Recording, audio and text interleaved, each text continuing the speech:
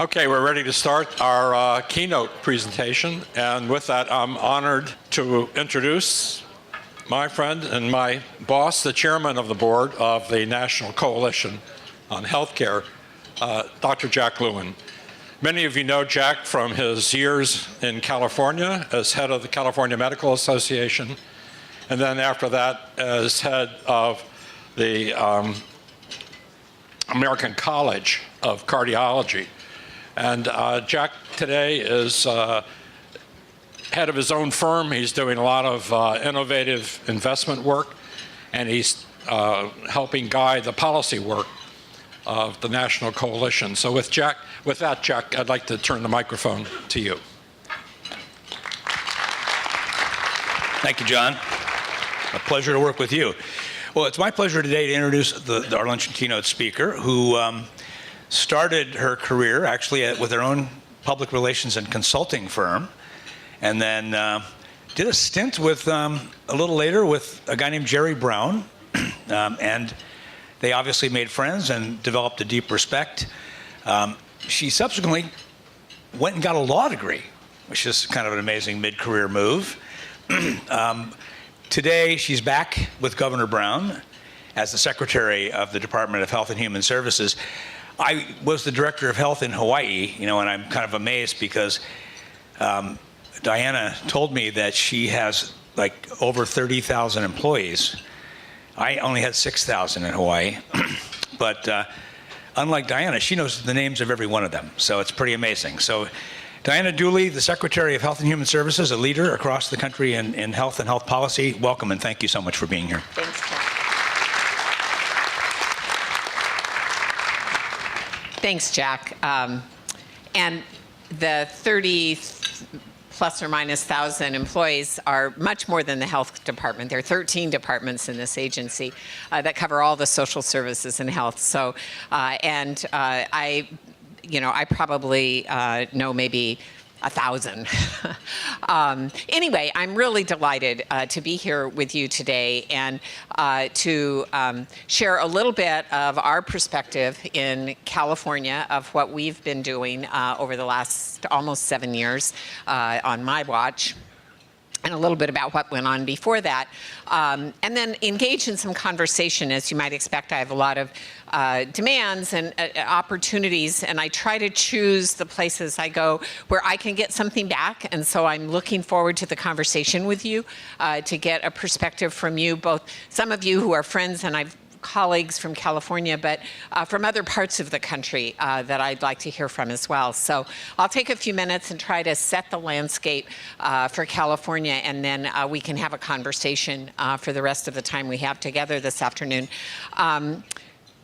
A lot of people have remarked about the progress that we've made in California. I always caution before I start talking about how we got where we are and where we think we're going with a caution that we certainly don't have a mission accomplished banner above us on this aircraft carrier. There is a lot of work to do, and while we have made a lot of progress, it has been as a result of a great deal of investment over a very long time. This is definitely a team sport.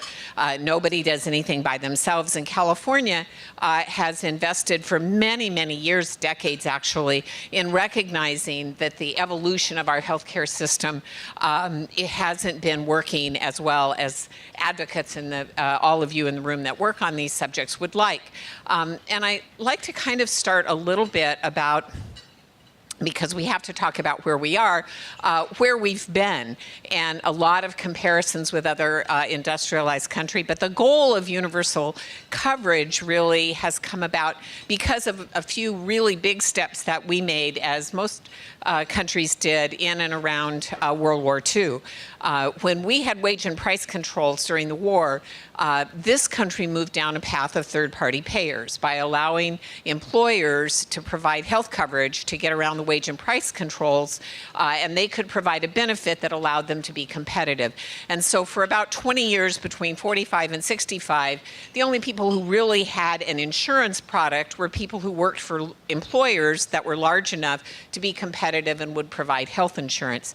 And then in 1965, we added Medicaid and Medicare that provided a third-party payer for the very poor, and what then, 65, was the very old. The life expectancy was quite different in 1965 than it is today. And from 65 forward, we've been jerry-rigging with stopgap measures to add services for certain populations of people, so that today we stand with this mishigash of programs and services, and well, really until 7 years ago, when we started down the path of the Affordable Care Act, which was really the first major effort since 1965 at taking a big step toward universal coverage. And looking at this very irrational system and trying to rationalize it. And to do that, we had to take a lot of, there are yin and yangs in this, that when you want to get rid of pre-existing conditions, of course, then you have to have everybody covered, and all of the challenges that we faced in trying to reform this system. One of the reasons in California that we have been able to move this ball further forward than most other states is because we had a trial run in '06 and '07 with a Republican governor. So first of all, we didn't have the partisan divide in California. We had in 2006 and 2007, when I was with Children's Hospitals, we came very close to what was Romney Care at that time, became Schwarzenegger Care, and is now Obamacare. But the basic elements are all the same. It was a market-based incremental approach at getting to universal coverage through the market mechanisms that existed. So we had some familiarity, and Governor Schwarzenegger, to his credit, really embraced it when it was passed in 2010 in Washington, and did two really important things. He established the exchange working with the Democratic legislature. They created the Health Benefit Exchange, which has become Covered California in California. And he, through an 1115 waiver with the federal government, entered into a low-income health program that was a precursor to our Medicaid expansion. So the commitment was made before this governor was elected in 2010 to both the exchange and to the Medicaid expansion. So we took those batons from that administration. Regrettably, we also had to take the baton, which was a $27 billion budget deficit. So the first 2 years of this administration were spent trying to balance the budget. At the same time, we were getting ready for 2014. This was a lot of work, but we had a lot of hands. So, you know, as they say, a lot of hands make the work a little bit easier. We had the previous governor appointed two of his key people to our board, so we had a bipartisan board. We worked with the stakeholder committees, the stakeholder advocates, as well as the plans, as well as the providers. We were bringing everybody into the conversation. That's paid extraordinary dividends this year, particularly as all of that work has been challenged by the repeal and replace, because we again have a network of people who understand what we've done. Everybody's made compromises, and we have a program that reduced the uninsured rate in California from close to 20% to right at 7%. And of that 7%, at least 2.5, 3, the numbers vary. Anthony could probably tell you what the percentage is of people who are not eligible to participate in any of our programs because of their documentation status. So if you're at 3 or 4% on the unemployment rate, you call it full employment. So we're very close to full coverage in California. That puts pressure on the delivery system and the changes. You know, very often necessity is the mother of invention, and try as we might to move the needle on payment reform and delivery reform, putting nearly 4 million people into the care system in a very short period of time is going to drive delivery reform like nothing else could. And that's what we're seeing in California as well. we have a lot of experiments going on. In fact, one of the things that I am going to leave this office in a year or so, not having made much of a dent in, but if you'll indulge me, I'm going to use this audience, as I always do, to talk about how we could rationalize this a bit, and hopefully someone, because I'm primarily a private market person, I've got two government periods, Brown 1.0 and Brown 2.0, but I'm eager to see how the market will deal with this over time. As I said, about the last 70 years or so, we've had this adding all the little pieces. Well, in our Medi-Cal program, which is what we call Medicaid in California, we tried several different ways to set up systems. And so we have 58 counties in California, and we have 3 different systems from Medicaid plans. We have 2 plans in some counties, and we have monopolies in some counties called county organized health systems.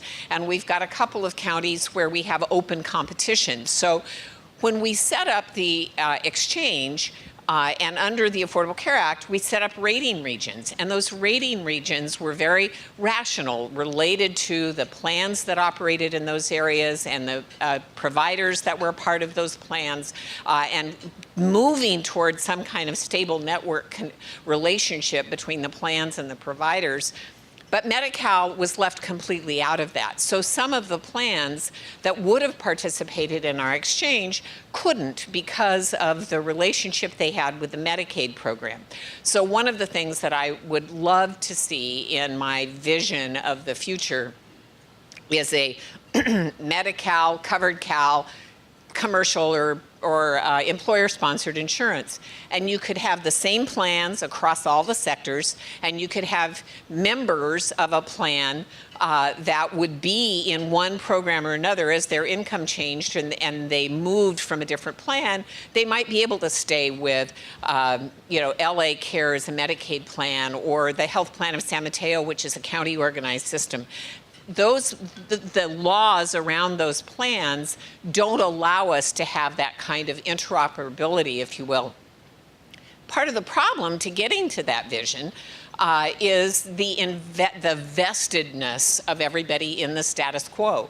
So when you look at what the challenges are, people have to be willing to give something to get something. And one of the big challenges that I see in really moving toward payment reform or global payments or stable networks is people want what's good about that, but they don't want to give up the franchises that they have or the relationships that they have that keep them invested in the system that has existed. I'm not really worried about repeal and replace. I don't think you put this genie back in the bottle. It was a real rough go the first half of this year, and I was very delighted to see the result in the Senate. But I wasn't surprised by the result, because who knew? This is complicated. The reconciliation of the repeal rhetoric is really, with all due respect, impossible to reconcile with reality in sort of the same way the simple single-payer rhetoric is very impossible to reconcile with the reality as well. And I love the idea of single-payer, and I certainly understand its appeal. There are a lot of times in the administration of this program, and I say administration very loosely. I don't feel like I really manage much, but we can't do what the simple explanation is any more than the Republicans discovered that they can't just replace, even though they voted 50 times for it. It didn't reconcile with reality. So I am a pragmatist at heart. Very fundamentally, I'm always trying to figure out how we can make something work. And I think that coming together with people who share that view in this administration, with this community of interest in California, has contributed greatly to our ability to get the train out of the station. Now my job is to keep it on the tracks and keep moving toward this goal. And I think that the market, we're seeing a lot of that in the market in California, with variations on global payment. We have over 90% of our Medicaid population is in managed care organizations. If we can extend the opportunity for those kinds of coordinated care provisions to other programs, we're moving down that path. I'm delighted to see CAPG here in the work that they're doing with their groups. The practice of medicine is changing. The practice, I mean, I come from hospitals. I worked as general counsel at a children's hospital. The idea that we'd have clinics and run programs in the community wasn't even a part of the conversation, even 10 years ago. So the pace of change is very fast, and I'm very much optimistic that we're going to move toward a more rational system. But there are a few things that I think have to happen, and this is where I'd like to have the conversation with you and get your feedback and input. One is transparency. We don't have a consumer market in healthcare. We have, in this third-party payer system, vested interests in all parts of it, but it's been very difficult to vest the patient, particularly from a financial standpoint. And even with transparency, when you can get some information, it's very hard to act on that information as a direct consumer of healthcare. I don't use that much healthcare, but when I do and I look at my statement, I can't even match it up. I mean, the numbers and the words, I called because I got something that said surgery, and well, that was just the code they used. I really hadn't had surgery. It's very frustrating to consumers, and so they just roll their eyes and they move on and they keep using the health care that is paid for by somebody else. That, I think, is going to change with a lot of the technology that exists, with people able to get access to information, but it's hard. I was delighted to see the action in the California Assembly yesterday on transparency in pharmaceuticals, and it was a huge fight and a very difficult lift, and it's really modest. What it actually does is pretty small, but those small increments are how we move toward where we want to go. If I said 7 years ago that we'd be in California where we are today, I couldn't have imagined how much change we would have seen. But we have. And I was invited a few months ago by Congressman Mike Thompson, who I've known for many, many years, who's on the Ways and Means Committee, to Washington. And they have a little informal, off-the-record lunch, supper once a month, and they have a subject. And he asked me if I would come and talk to the members about the California experience, and I shared much of what I have just said to you. And one of the members asked, how I could what advice I could give them to make it work in their state. And this was a Democratic member in a Republican state. And I said, what is not exportable, I can tell you all of the formulas that we've used, but what is not exportable is the will. You have to want to make it work. And wanting to make it work more than any other ingredient that I would use to our recipe in California has been wanting to make it work. And when the market wants to make it work, it will. And I think that one of the things that I often say to groups, and so far I've gotten into trouble, but this could be a change, is one of the impediments that I see is the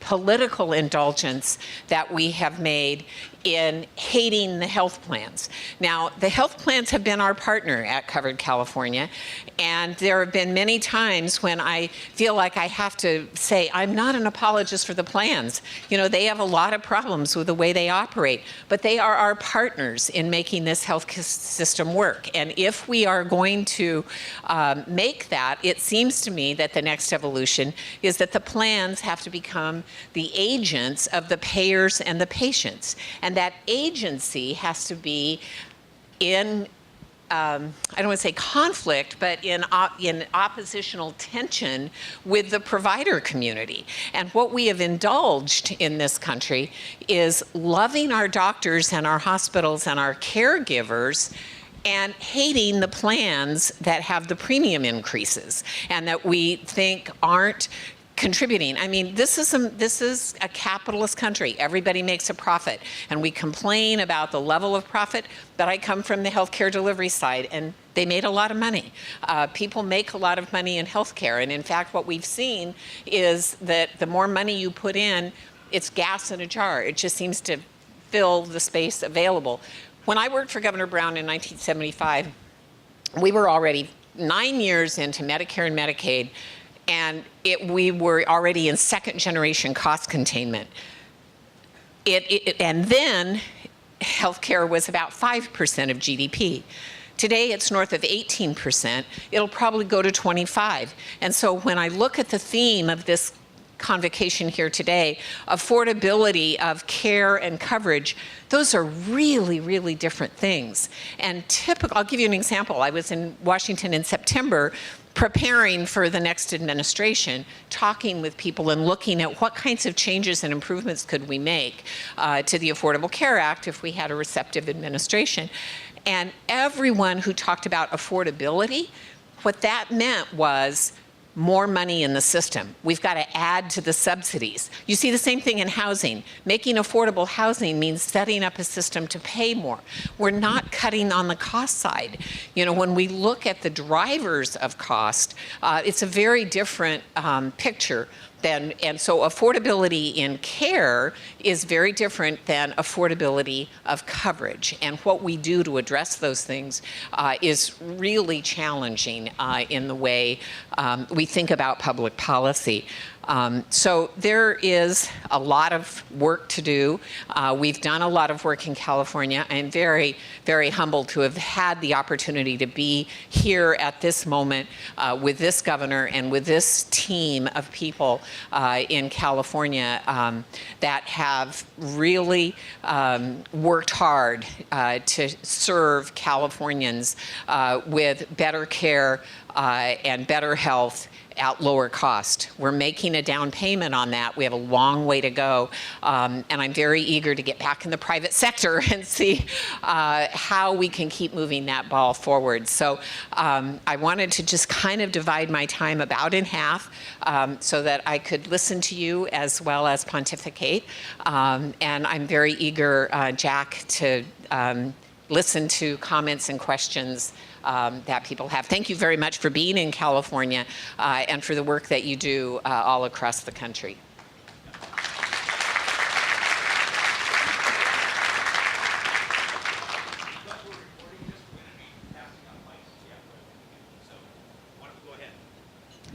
So we need a hand and a microphone will come to you.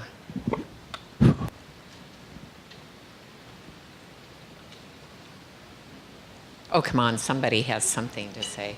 Otherwise, you want me to get even more provocative and start talking about single payer?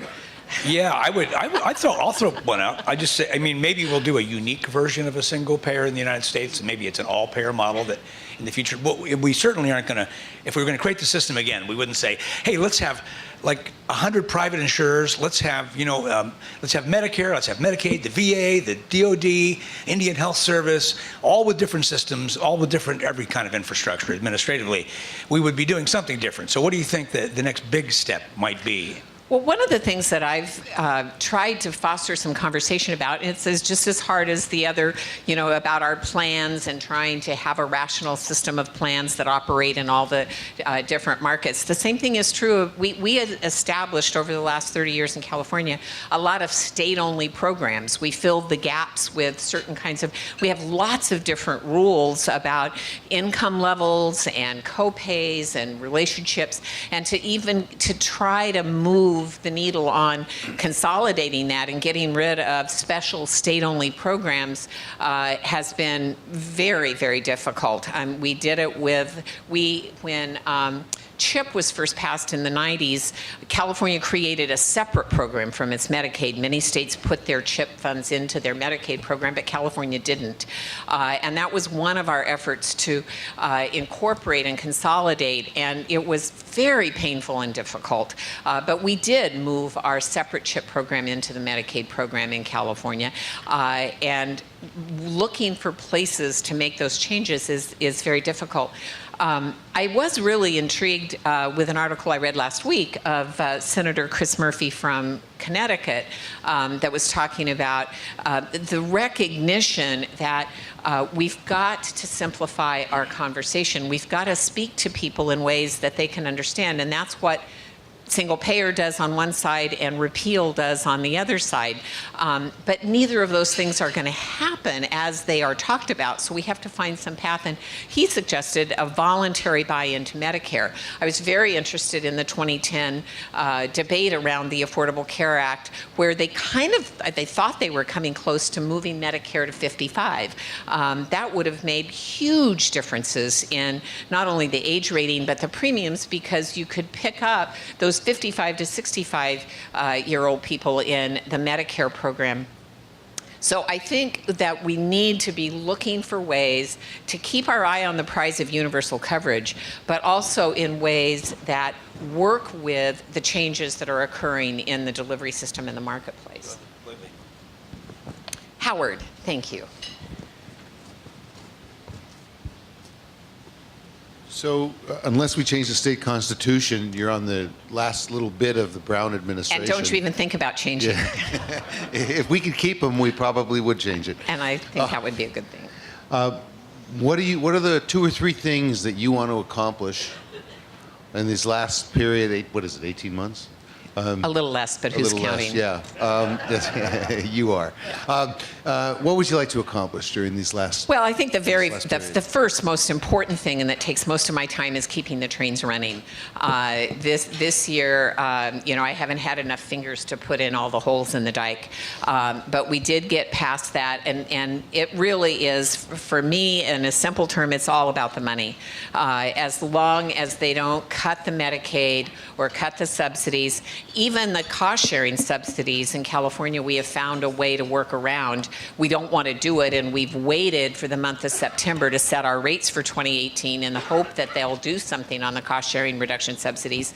But through the creative, wanting to get it done energy of figuring it out, we have determined that we can put a surcharge on the lowest silver plan that will then make the federal government pay for it through the subsidy, and we can protect our consumers by not having the cost of the cost-sharing subsidy spread over the entire premium base. That's the kind of solution-oriented work that we've done, and we will do that. And then we added $5 million to our marketing budget in order to communicate this complicated reality to the consumers.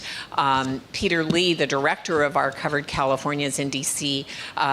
This week, holding a press conference tomorrow at the National Press Club about marketing matters and why you've got to have the marketing to go with the risk pools.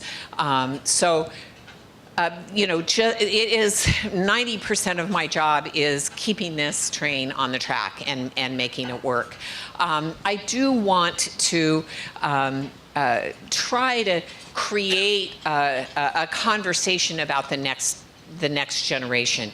One of the things, and I certainly worked with Howard on this and some others, we've got some very wrong incentives in the state-federal relationship of funding. The FMAP, which is the federal medical percentage, it varies from California at a 50-50 state of the share. We put up 50 cents and we get 50 cents, and Mississippi puts up 25 cents and gets 75. And those spending incentives are analogous to me like the fee-for-service system. And if we had some kind of a state-federal sharing, California is a very efficient Medicaid state, one of the most efficient. And the reason I know that is the providers tell me all the time that we have the lowest per beneficiary spend of any state in the country, or maybe we're 48. That's a badge of honor sometimes. I mean, we run a very efficient program providing care to 14.5 million residents of California, 1 in every 3, and they get good care, and the patient satisfaction in Medi-Cal is very high. 3 different reports over the last 5 years have the satisfaction rate at or above 80% among Medi-Cal beneficiaries. So I think that should be rewarded by the federal government. And if we meant anything close to a mean or an average of the total federal spend based on a per capita spend. Now, don't get me wrong, I'm not talking per capita cap. I don't want any caps. I want it to remain an entitlement. But if there were an allocation that were more related to the efficiency of the program, California would be in very, very good stead. So I think that there are a lot of issues out there that a future administration can face, but I think it's really important for the provider and plan community and the advocates of the patients to really understand that you can find a way to jerry-rig what you've got, but I think we would be much better off long-term if more people understood how they could manage their own health and control their costs and have a little more engagement with the structure of the system. And that's on us for having made it so complex and kept it so complex. We need to be looking for opportunities to simplify and rationalize. We have time for another question. So John Rother has one here. Madam Secretary, thank you for your leadership. If health costs continue to grow and put more and more pressure on the state budget, are we at risk of defunding the social determinants, education, housing, environment, that actually reduce the demand for health care? And is medical care likely to gobble up all of our resources that we need to keep people healthy throughout their life? I understand that attitude, and it certainly has proportionally changed dramatically in my lifetime. But it's sort of like a frog in boiling water. We just the heat keeps going up, and we haven't jumped out of the pot. I don't know when that is, at what point will that happen? One of the things about the single payer approach, I usually say there's kind of three bundles of challenge to the kind of single payer that has been advocated, that was outlined in the California proposal this year. One is it presumes we take all the federal money that we currently get and we keep it and we get to do what we want with it. And so there are a whole host of, both in Medicare as well as Medicaid. And then we take all of the spending that employers make on behalf of their employees and their employees' premium contributions, and we turn that over as a tax. And so that all of that money stays in the system and comes to the state. But the hardest part, the third bundle, is the one that's most interesting to me as an administrator, is then we create a government agent that is going to do what the plans do now in deciding how much to pay providers and how much care someone gets. And so that's sort of a PUC, I think of it as a PUC approach to healthcare, where we're going to regulate it by a government agency. And I've joked with the governor many times, I don't want to be on that commission. So those are the kinds of things that if we don't make the market work, and I've said this from the outset, I know Donna's heard me say this many times, that if we don't make this work, if we can't make the Affordable Care Act work with a market-based approach, I don't think we go all the way to single payer, but I do think heavier regulation is in our future. And I don't think it's just going to be, we've tried twice in California to pass rate regulation on the insurance companies, but rate regulation isn't going to just be on the plans. It's going to be on the providers. And the hospital rates, I'm very interested to get acquainted with Carmela Coyle, who's coming out to take over the California Hospital Association. She's coming from the head of the Hospital Association in Maryland, and I've been very interested in the Maryland approach to rate setting in hospitals. But that's the future, is we're gonna get, if we get to that point where our tolerance is exhausted, it's gonna be kind of a pox on everyone's house, and we're all gonna be in the soup together. Let's give a big hand to Secretary Dooley. Thank you very much, Diana.